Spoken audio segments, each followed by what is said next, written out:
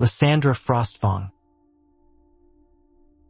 The chipped porcelain of the teacup warmed my hands, a small comfort against the perpetual damp of Ethelberg. I'm Lysandra Frostfang, and I collect echoes. Not intentionally, you understand. They simply adhere to objects, to places, to people. Mostly to me, I suppose. This particular echo clung to a silver locket, the scent of wood smoke and lavender. A snippet of a lullaby sung in a language I couldn't place. Ethelberg wasn't a place for lullabies. It was a town built on regret, on the ghosts of fishing fleets lost to the gray North Sea. I ran the curiosity shop, a repository for forgotten things, each humming with its own quiet story. Suited me. I'm a quiet person myself, a collector of silences. Old Man Hemlock, no apologies, habit. Mr. Alder, the clockmaker, brought it in. A music box, ebony wood, intricately carved with scenes of a hidden garden. He said it hadn't played a note in 50 years. But the moment I touched it, the echo hit me like a wave. Not a scent or a song this time, but a feeling. Profound, aching loneliness. And beneath that, a frantic, desperate plea. It was different from anything I'd encountered before. Usually echoes are passive. This one felt actively lost. It demanded attention.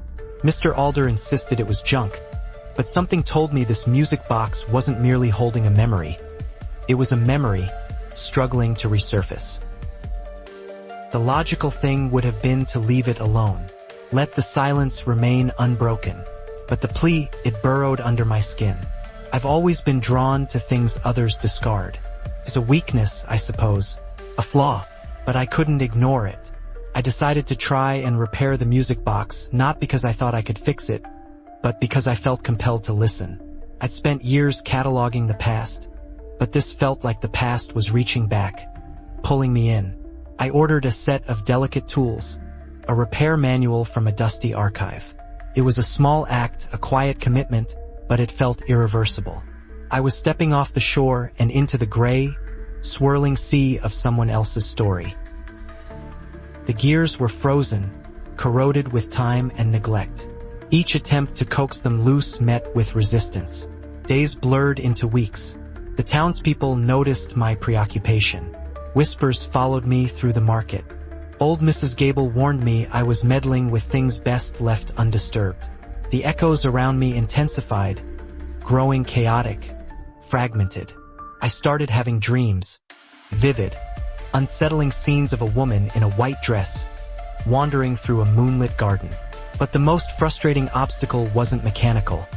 It was the box itself. It seemed to actively resist repair, as if protecting a secret.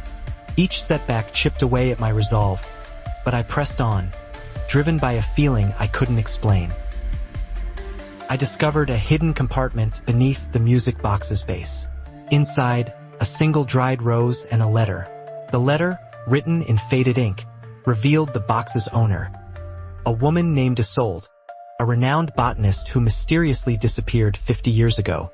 The letter spoke of a rare, luminescent flower she discovered, a flower with the power to heal. But it also hinted at danger, at someone who wanted the flower for themselves. Isolde believed the music box contained a clue to the flower's location, a coded message hidden within the melody, the fragmented melody. Suddenly, it wasn't just about repairing a box. It was about solving a mystery, about bringing closure to a decades-old disappearance. The melody, it was maddeningly elusive. I spent days analyzing it, comparing it to botanical texts, nautical charts, anything that might offer a clue. But the more I learned, the more confused I became. I started to doubt myself, to wonder if I was chasing a phantom. Perhaps Isolde hadn't disappeared. Perhaps she'd simply chosen to leave, to start a new life. Perhaps the music box was just a beautiful, broken object, and I was projecting my own loneliness onto it. The echoes around me grew colder, heavier, suffocating.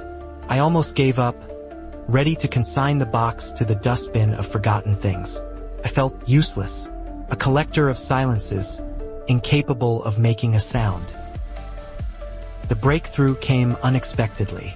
While cleaning the box, I noticed a series of almost imperceptible indentations on the ebony wood, arranged in a spiral pattern.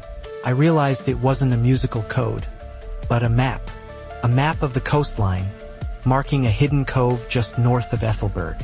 I followed the map, and there, nestled amongst the rocks, I found it a small, overgrown garden, and within it, a single luminescent flower, glowing faintly in the twilight. But I wasn't alone.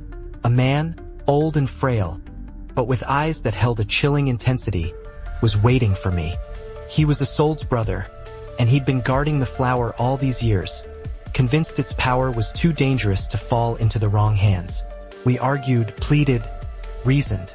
In the end, he agreed to share the flower seeds, to use its healing power for good. The cove is now a sanctuary, a place where people come to find solace and healing. Isolde's brother continues to tend the garden, a quiet guardian of its secrets. The music box sits on my desk, no longer broken, its melody a gentle reminder of the past.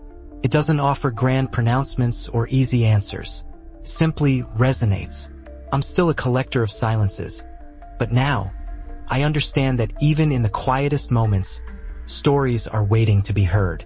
And sometimes, all it takes is a little patience, a little curiosity, and a willingness to listen to the echoes of the past.